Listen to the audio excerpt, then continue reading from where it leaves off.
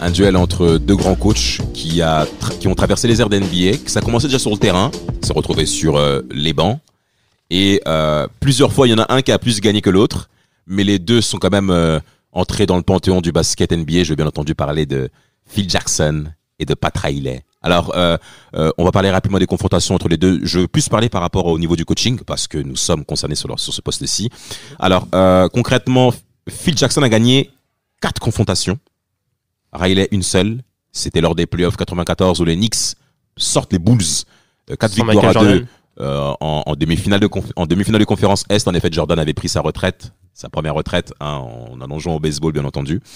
Et Phil Jackson l'emporte lors des playoffs 92, playoffs 93, playoffs 96 et 97. Alors 92-93, Monsieur Riley était avec les Knicks, avec des séries très dures, très marquées physiquement, beaucoup de confrontations en termes de caractère, en termes de jeu, en termes même concrètement de défis physiques. Avec les Pacers. Et en 96 et 97, avec le hit pour Riley, qui était bien entendu l'étoile montante de la franchise, qui ont bien entendu perdu logiquement face aux Bulls. Alors, vous voulez faire peut-être un point au niveau des palmarès avant de rentrer dans le vif du sujet? On parle quand même de deux légendes, hein, on est d'accord. Pat Riley, moi je te propose, je fais Pat Riley, tu fais Phil Jackson, Rafik. Moi parce que vu que moi je suis plutôt Pat Riley dans ce duel, je vais moi aussi je suis plutôt, bizarrement mon côté Lakers ressort et donc je suis plus Pat Riley, mais vas-y fais Pat Riley, je fais Phil Jackson, t'inquiète. Okay. Alors Pat Riley, c'est 5 NBA, 4 en tant que coach chez les Lakers avec le Showtime et Magic Johnson, Kareem Abdul-Jabbar, Cooper, Nixon, etc. Et même aussi Worthy. Donc là, James Worthy, bien entendu. James Worthy, grosse équipe des McAdoo, Weeks, Byron Scott. Oui. Alors les années de titres.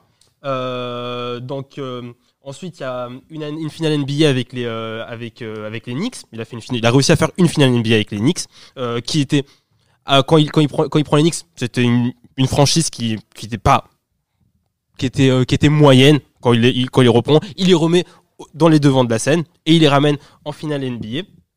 Et il va en prendre une en 2006 avec le Heat, avec Dwayne Wade. On se rappellera qu'en 2006, il ira jusqu'à virer Stan Van Gundy pour prendre les rênes de la franchise et les emmener au titre. Et alors il y a aussi la partie dirigeante, hein, quand même, pour Pat Riley. Je me suis concentré sur le coaching. Il en a gagné avec la legacy, moi, bien sûr, il en a gagné. On peut en rajouter 2 parce qu'en vrai, Spoelstra c'est son fils, quoi. Voilà, c'est ça. De 2012 et bien entendu 2013. Voilà. Alors sur le type de coach qui était Pat Riley, tu veux terminer avec Phil Jackson et Emmitt, comme ça on fait le palmarès. On termine le palmarès pour les deux cocos. Voilà, et après dans le détail, Phil Jackson c'est 6 fois champion NBA avec les Chicago Bulls, une fois NBA Coach of the Year, 5 fois champion NBA avec la plus grande franchise de l'histoire, les Los Angeles Lakers, bien sûr, en toute objectivité, et c'est aussi 13 finales de NBA disputées en tant qu'entraîneur. Alors, même pour parler, je vais parler un peu plus chiffres si ça vous dérange pas. Pourcentage, il a 70% de victoires en saison régulière, le mec. Et il a fait 20 saisons de carrière en coaching. Il a été 20 fois en playoff. Il n'a jamais loupé les playoffs, ce monsieur. Chapeau pour ça. Et il gagne 11 NBA. Et il gagne 11 titres NBA. Ouais. Donc, c'est-à-dire, le mec, il a un win rate au-dessus de 50%. C'est ça. Normal, c'est 55%. 13 finales, 11 titres. 13 finales, 11 titres. Et en playoff, il a 229 victoires, 104 défaites. En saison régulière, il a 1155 victoires et 485 défaites. Donc, concrètement, monsieur, chapeau. Vraiment, Pat Riley aussi a des chiffres totalement monstrueux. Hein. Tu les as, Riley? Oui, 1210 victoires pendant sa période de coaching, avec un win rate de 63,6% qui se rapproche de celui de Phil Jackson. Et aussi, Pat Riley, c'est le premier back-to-back de l'histoire de la NBA.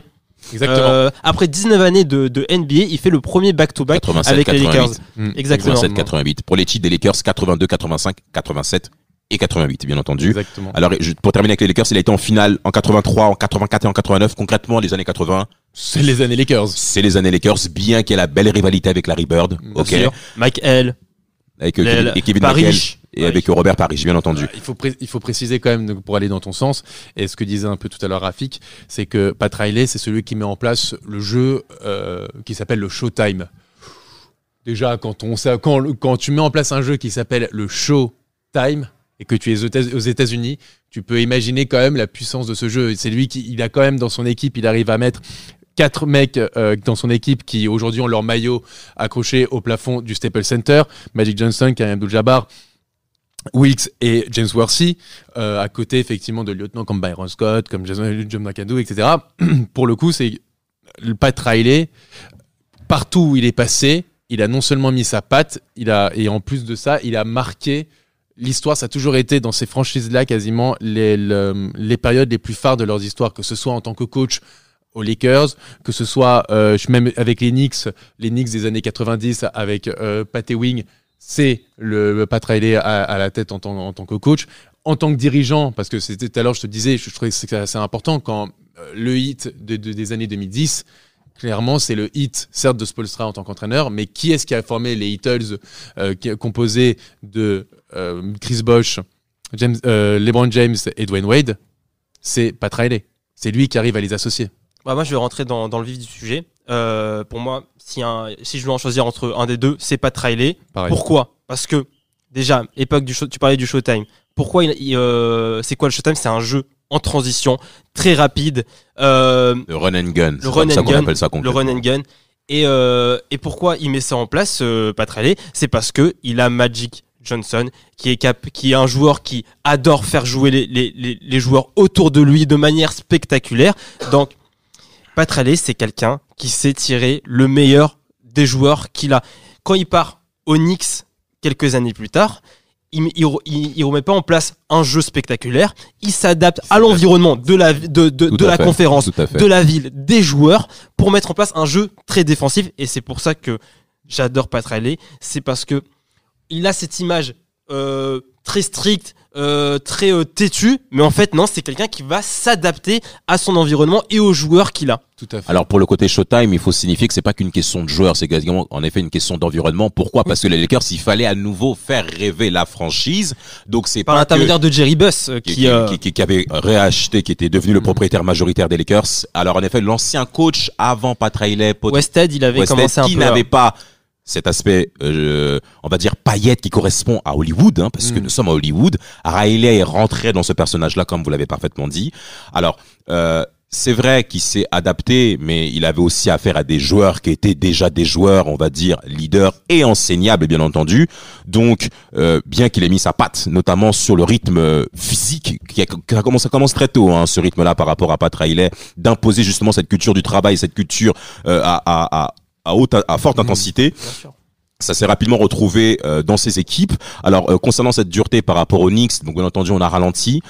Maintenant, ce qui est intéressant par rapport à Riley, c'est qu'il a il a transformé les Knicks, il a appuyé le côté Knicks sur le fait que on est là pour vous faire mal. C'est-à-dire quand vous venez sur le terrain des Knicks, c'était pour vous faire mal. Avec des joueurs comme Oakley, Mason, avec sont là pour Larry Johnson, John Starks, qui mettait aussi beaucoup de coups. De toute manière, ça correspondait aussi à l'image de la NBA 90. On est aux antipodes. Pour le coup, on est aux antipodes entre les Lakers et les Knicks de Pat Riley. C'est là où je rejoins effectivement Rafik. C'est que dans chaque environnement, il s'est adapté à son équipe, à leur identité, et partout où il est passé, il a donné une identité. Exactement. Il y a eu un avant et un après Pat Riley. S'il y a un mot à mettre sur Pat Riley, c'est identité. On reconnaît les équipes de Pat Riley. Aujourd'hui, quand on regarde le hit, on comprend que c'est Pat Riley. C'est Spoelstra qui est un fils de Pat Riley, comme Fizdale l'est pour Pat Riley, comme aussi Jeff Van Gundy qui a continué le travail de Pat Riley au Knicks. On sent l'identité, on reconnaît l'identité de Pat Riley. Et tu parlais tout à l'heure des entraînements durs. C'est aussi je pense que c'est aussi un des traits essentiels de Pat Riley, des entraînements très difficiles où tu dois arriver le premier jour d'entraînement, tu dois arriver déjà prêt physiquement. L'entraînement commence avant de commencer l'année. Il fixait un pourcentage de matière grasse en fonction des postes. À moins de 10%, 10% pour un pivot, 7-8% pour un ailier, 6% pour un arrière, c'est pour dire le mec, il pense à tous les détails, il sait l'importance des détails. En parlant des détails, petite anecdote par rapport à Pat Riley sur l'importance du travail physique de l'avant-saison. D'ailleurs, en parlant de ces camps d'entraînement, on appelle ça le camp Riley. On appelle ça le camp Riley où t'as beaucoup de joueurs qui ont des témoignages de ces camps où vraiment physiquement on vous met concrètement à la rue. C'est-à-dire que on vous rentre dans la peau. Et d'ailleurs, il y a même ce système au niveau du coaching où si tu mets les mains sur les genoux, système d'amende de $100. Mais ok. Petite anecdote parce qu'il a joué aux Lakers, Pat Riley dans un rôle mineur. Donc on lui a dit à la fin de la saison, si tu veux rentrer, t'as intérêt à être fort physiquement. Il va se préparer dans les hautes collines à Hollywood avec sa femme qui elle conduisait et lui il courait pour se préparer des courses incessantes pour être prêt physiquement au camp d'entraînement. Et le staff des Lakers est tout simplement impressionné par Riley et ça a formaté sa personnalité à ce. Et d'ailleurs, il en fait sa marque de fabrique. Et pourquoi il fait ça ? Parce que il sait que quand ça devient difficile en fin de match, en fin de saison, quand quand les stratégies et les tactiques s'effondrent, il faut avoir l'endurance pour garder, on va dire, cette présence d'esprit quand c'est important en fin de match. Moi, je pense qu'on peut passer maintenant à Phil Alors Jackson. moi, personnellement, justement, c'est bien que tu dises ça. Moi, par rapport à vous, je préfère Phil. Toi, peut-être développe pour toi. Moi, c'est Master Z. Moi, c'est Z. Moi, j'ai dit tout à l'heure, moi, je suis plus Pat Riley. Mais moi, c'est Pat Riley, totalement. Tu voulais dire quelque chose avant que moi. Non, justement, je voulais passer à Phil Jackson parce que on avait beaucoup parlé de Pat. Moi, c'est Phil. Moi, c'est Phil. Alors, au-delà de ses titres, parce que, en effet, on le sait que c'est Master Z qui est le plus grand coach NBA. Bon, on va pas revenir là-dessus. Mais pourquoi moi, c'est Z? Non, oui, vraiment. Pour moi, c'est lui. Pour moi, c'est lui parce qu'en termes de chiffres, qui peut parler avec lui? Et alors? Personne. On sait tous que ces coachs-là, leur dicton, c'est qui gagne à la fin. Mais à partir de là, c'est pour ça qu'on doit tous se rendre à l'évidence que c'est Phil Jackson. Donc Robert Horry fait partie des meilleurs joueurs de l'histoire. Mais non, je te parle en termes de domination. C'est-à-dire que il a gagné combien de bagues, Robert Horry? Mais non, c'est pas la même chose parce que là tu compares des coachs et un joueur qui n'est pas un joueur majeur. Tu me parlais tout à l'heure de palmarès. Mais c'est pour ça que je te parle. Mais là, c'est pas la même chose. C'est pas pareil. On te parle avec tu compares pas un un coach avec des joueurs. Oui, mais nous on te parle de domination. Dans une domination et dans une patte, tu vois beaucoup plus, justement, Pat Riley qu'un Phil Jackson. C'est absolument faux selon ce que tu développes et moi je me permets d'appuyer mon avis. De toute manière, c'est un duel. Alors, ce qui est intéressant avec Phil Jackson, c'est qu'il va pas forcément te développer pour gagner. Il va également te façonner à développer ton identité dans mon système en triangle. C'est-à-dire, on a affaire à des joueurs mineurs. Je pense à Stacey King du côté des Bulls. Je peux mentionner ce genre de joueur-là, même Steve Kerr, qui n'était pas forcément très talentueux. Mais au-delà des stats, ce qu'il attend, c'est que vous puissiez former un corps. C'est que vous formez un corps et que surtout, ce qui est important chez Phil Jackson, il l'a mentionné dans son livre, c'est qu'il apprenne à ses joueurs à faire face aux problèmes. C'est-à-dire, il va créer des situations de risque, des situations où les joueurs devront faire face à une situation où qu'est-ce que je fais? Est-ce que je me retourne vers le banc? Non. Phil Jackson va t'apprendre à penser par toi-même. C'est pour ça. Mais c'est important, en fait, pour l'exécution de l'attaque en triangle, chaque joueur est amené à prendre des décisions tout seul. L'attaque en triangle. Non, mais bien sûr, il est obligé. Mais l'attaque en triangle, exact. Pour bonifier l'attaque en triangle, on a besoin que tu développes ton intelligence. C'est pour ça que moi, ce côté-là, ça dépasse le cas du basket où on n'attend pas que des stats. Michael Jordan, justement, il le mentionne encore une fois dans son livre, Michael Jordan était quelqu'un de difficilement accessible par rapport aux joueurs mineurs de son effectif aux Bulls. Et ce qu'a fait Phil Jackson, c'est qu'il a surtout bonifié le leadership de Scottie Pippen, qui était donc la tête numéro 2 de l'effectif des Bulls, afin que les joueurs mineurs soient accessibles, ils puissent aussi exprimer leur ressentiment, ce qui n'était pas le cas avec Michael Jordan. Donc le travail que fournit Mr. Phil Jackson, c'est pas uniquement que tu sois fort sur le terrain, mais c'est que tu puisses te retrouver dans ce collectif. C'est pour ça que mentionner certains joueurs mineurs, aujourd'hui on se souvient d'eux. Moi, pour ramener un bémol dans ce que tu dis, Phil Jackson, il a gagné à partir du moment où Michael Jordan a eu Scottie Pippen. Michael Jordan a été 2 ans out lors de sa carrière avec sa première retraite. Bizarrement, les 2 fois, ils se font sortir en demi-finale de conférence. Michael Jordan revient, il regagne. Puis après, il va aux Lakers. Les Lakers, ça se passe bien, il a Kobe, Shaq. À partir du moment où la relation entre Kobe et Shaq a commencé à se détériorer, bizarrement, ça n'a plus gagné. Puis Shaq est parti, ils n'ont plus gagné pendant 5 ans. Et puis après, il a fallu un gros Kobe qui a réussi à mettre son ego de côté, à essayer d'intégrer d'autres joueurs pour regagner à nouveau 2 fois. Ce que je veux dire, c'est que je trouve que Phil Jackson a réussi à gagner en grande partie grâce à ses joueurs et parce qu'il avait aussi des joueurs exceptionnels au sein même de son effectif. Et ça, c'est archi faux. Encore une fois, il faut arrêter de penser qu'on gagne parce qu'il y a des grands joueurs. Ça, je suis d'accord. Ça, c'est pas vrai. De mentionner des arguments aussi puérils pour quelqu'un qui supporte les Lakers. Pour moi, je suis désolé. Mister Jonathan, je suis plutôt déçu de l'argumentation. Manager des égos, c'est très difficile. Je suis d'accord avec toi, Damal. Manager des égos, c'est très très difficile. C'est comme au foot, les gens qui vont dire Guardiola, il avait Messi, Xavi, etc. Ça veut rien dire. Ça veut strictement rien dire. Quand il y a des égos, c'est limite plus difficile quand il y en a pas, parce qu'il y a des frictions. Il faut gérer des frictions. On sait que quand il y a les égos, quand il y a des égos sur le terrain, et ben ça se ressent dans la façon de jouer. C'est-à-dire que j'ai de voir dans mon champ de vision 0,5 secondes trop tard parce que il y a cet ego, cette friction qui est entre nous. Regarde quand Kobe Shaq se sont pris la tête, bizarrement, les Lakers n'ont plus gagné et bizarrement, mais pourquoi ils n'ont plus gagné? C'est pas une histoire que de Phil Jackson, monsieur Lakers. Pourquoi je me permets de dire ça? Parce qu'en fait, au niveau du board côté Lakers, monsieur Buss, le propriétaire des Lakers, a pris parti pour Kobe Bryant. Donc quand Kobe se permettait de faire aussi ses conneries, parce que c'est vrai, il faut l'avouer, il a fait certaines conneries et lui-même il le reconnaît, il avait la couverture du propriétaire qui est le patron de tous dans cette organisation.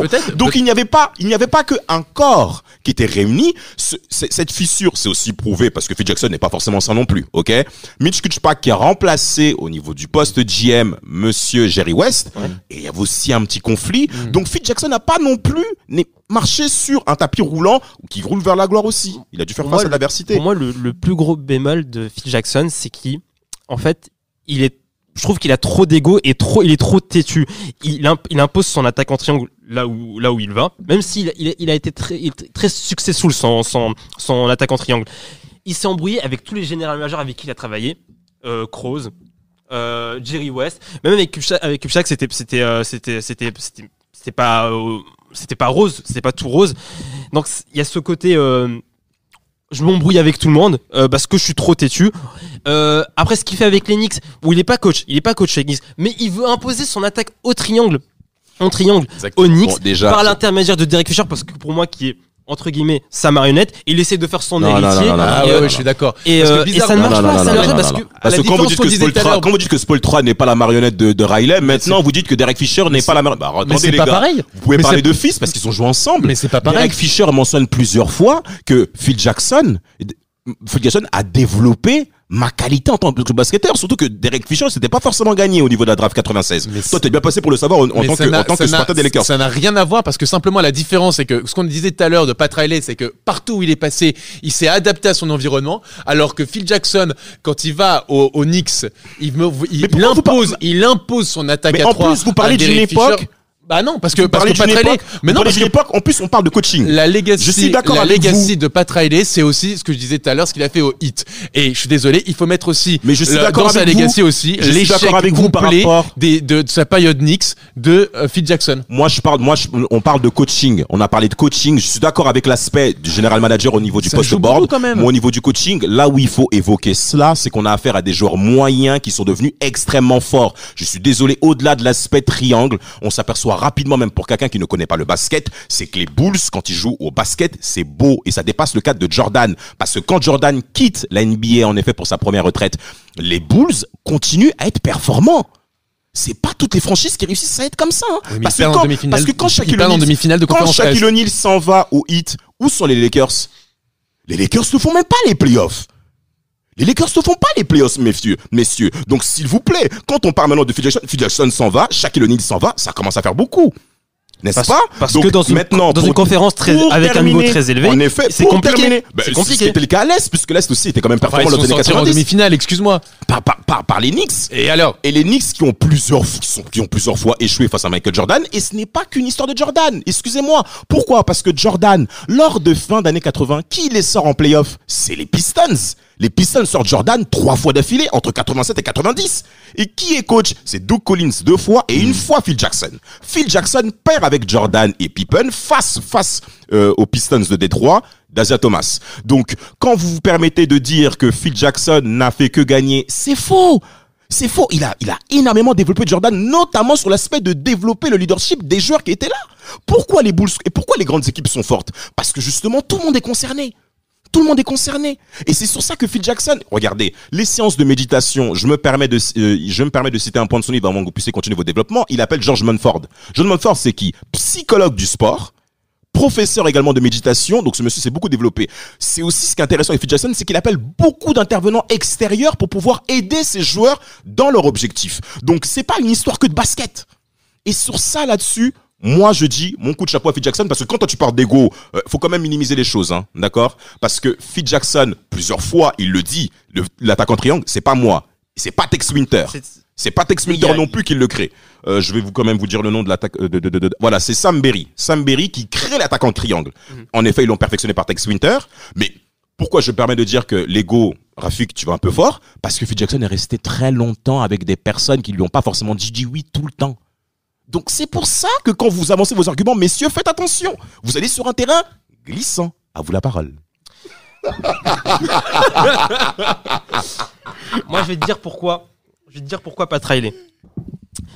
Pat Riley, c'est je développe une organisation. Avant d'arriver coach, il était assistant administratif. Ensuite, il était assistant coach. Et ensuite, il devient coach. Ça veut dire qu'il connaît toute l'organisation dans sa globalité. Et il sait à quel point ça joue à des détails partout. Donc, il essaie d'impliquer tout le monde et pas que sa superstar et quelques joueurs forts. C'est pas, parce que, honnêtement, Phil Jackson, je trouve qu'il a eu un impact que sur quelques joueurs d'une équipe, pas d'une équipe en entière. Pardon, et d'une organisation en entière. Qui? Phil Jackson. En parlant de qui? En parlant des joueurs mineurs qui n'ont pas été développés par lui, quand tu as des retours partout positifs de sa part? Honnêtement, des Madsen, des Samaki Walker, etc. Je vois pas comment ils ont été, je vois pas être développés par Phil Jackson. C'est pas même les Lakers, excuse-moi, les Lakers son des attaque années en 2000. triomphe, c'est pour moi Ah ouais? Ah bah, excuse-moi, alors t'as Derek Fisher, t'as Kobe et t'as Shaq. C'est quoi l'héritage de Phil Jackson? Ah oui, c'est quoi l'héritage de Phil Jackson? Parce que de ça c'est quoi l'héritage de Phil Attendez, Jackson? mais vous m'attendez, mais vous avez regardé le Non, basket mais comme moi? honnêtement, quel est l'héritage de Phil Jackson, Je suis Damas? d'accord.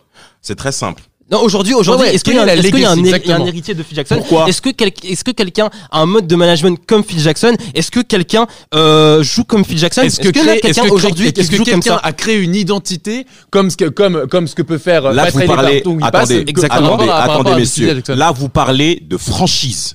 Vous parlez de franchise. Moi, on parle pas de la même chose. Vous parlez d'une organisation dans sa globalité. Moi, Comme Popovic, moi, je parle. non, mais exactement. Moi, je parle. Attendez, pourquoi messieurs. on loue Mais quand ne me c'est coupez pas la Popovic? parole. Non, pourquoi on Ne me loue quand coupez c'est pas la Popovic? parole. Moi, je parle. Moi, je parle. des tirades, on essaye N'a pas de. conséquent de laisser-moi développer jusqu'à la fin. Moi, je vous parle de stratégie sur le terrain. C'est ça dont je vous parle. C'est ça dont je vous parle. Moi, je suis en train de vous dire que Phil J'ai pas parlé Jackson. de stratégie sur terrain. Mais je T'as parle parlé de l'attaque en triangle. de Phil Jackson développer. mentionne qu'il y a plus de 35 variantes de l'attaque en triangle. Je ne dis pas que je suis en fous de l'attaque en triangle. C'est que D'accord. ce qu'il fait. Et nous, on te dit c'est que que Pat ce qu'il Riley, fait- il a fait le showtime des Lakers avec une attaque, avec l'attaque en transition basée sur la contre-attaque, et il a fait ce jeu avec un rythme opposé. défensif. C'est l'extrême opposé, un rythme défensif basé Oui. sur la défense. Oui, mais est-ce qu'il a Onyx. gagné avec les Knicks? Onyx. Est-ce qu'il a gagné avec les Knicks? Il a pas Mais gagné non, avec les mais Knicks. non, mais Il y a non, pas mais gagné venons avec les faire. Knicks. Il y avait Venons Michael. faire, messieurs. Dans une conférence. Mais c'est très chiant. Il a dominée remis- par Michael Il a Jordan. maintenant, remis, laisse, il a remis c'est les compliqué. Knicks dans les devants de la scène. Bien sûr, il Maintenant, remet les les Knicks, Knicks ça dans les devient devants de la scène. compliqué. Maintenant, les Knicks deviennent compliqués. Moi, je suis désolé. pas Les du Knicks, tout, c'était on a déjà jamais une dit grande ça. franchise avant Pat Riley. Ouais, et Les Knicks, c'est déjà une grande franchise avant Pat Riley, messieurs. Et pour D'accord. terminer ce point-là, le Heat a beaucoup perdu avec Pat Riley au début, fin années 90, début 2000. Bien sûr. Combien de fois les Knicks sont sortis le Heat en playoff, notamment lors du premier tour? je te 3 dis, fois d'affilée. il a beaucoup perdu, mais c'est quand même un coach à 63% de victoire sur près de 2000 matchs NBA. Donc tu peux me dire que c'est quelqu'un qui perd beaucoup. Et puis encore une fois, il a pas le même effectif. Je vais revenir là-dessus, je suis désolé. Ah, maintenant, Non, mais l'effectif, c'est il est vrai. moyen. Mais non, mais j'ai pas dit que l'effectif était moyen. Mais tu peux pas comparer l'effectif qu'a pu avoir Phil Jackson pendant toutes les années 90 avec les Bulls et ce qu'il a au début des années 2000 avec les Lakers, avec ce qu'a pu avoir Pat Riley. Alors certes, les années 80, il arrive à développer le Showtime avec Kareem Abdul-Jabbar, Magic Johnson et James Worthy, qui est quand même, faut le rappeler, qui est quand même premier pick de draft. Mais sinon, il arrive à développer tout un jeu autour où il arrive à justement concerner des joueurs un peu plus mineurs. Comme lesquels? Bah, par exemple, un Byron Scott, il n'était pas parti non plus pour être un joueur aussi important. Très bien, qui d'autre?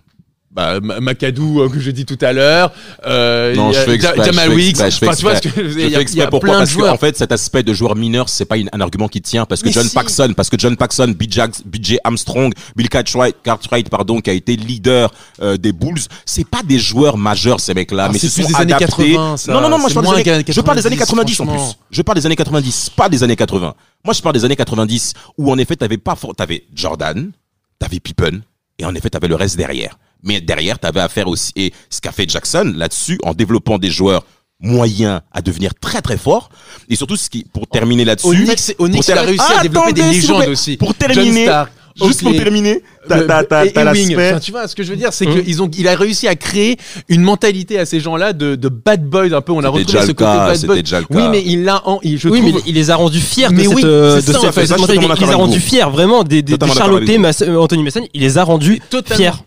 Il les a rendus fiers. Moi, honnêtement, pourquoi pas Riley? Parce que, contrairement à Phil Jackson, il a réussi à être excellent de différentes façons. Avec les Lakers dans les années 80, avec les Knicks dans les années 90, avec Miami dans les années 2000. C'est-à-dire qu'il a été excellent avec 3 styles. Il a été 2000 et 2010. Ouais, En 2010, non, 2000, oui, non, mais pas. quand Mais moi le je parle titre quand en il était coach, 2006. je parle quand il était coach. Je parle quand il était Hormis coach. le titre. Donc ça veut dire qu'il C'est a été, vrai, c'est vrai. il a été excellent dans 3 styles de coaching différents, à 3 périodes différentes. Il a été coach of the year avec les 3 équipes. Hein. Aussi, il a son sens de détail. En fait, il est toujours à la recherche de l'excellence. C'est l'un des premiers coachs à utiliser les chiffres avec les Lakers. Hein. Il utilisait les chiffres par souci d'excellence. En fait, c'est cette quête d'excellence qu'a Pat Riley à tous les niveaux d'organisation qui fait que je le préfère à Phil Jackson qui a essayé de reproduire ce qu'il a fait avec les Bulls chez les Lakers Et qui a gain de cause. oui, bien sûr, ça a marché. oui. Et voilà, donc en fait, j'ai pas trouvé assez challengé Phil Jackson par rapport à Pat Riley.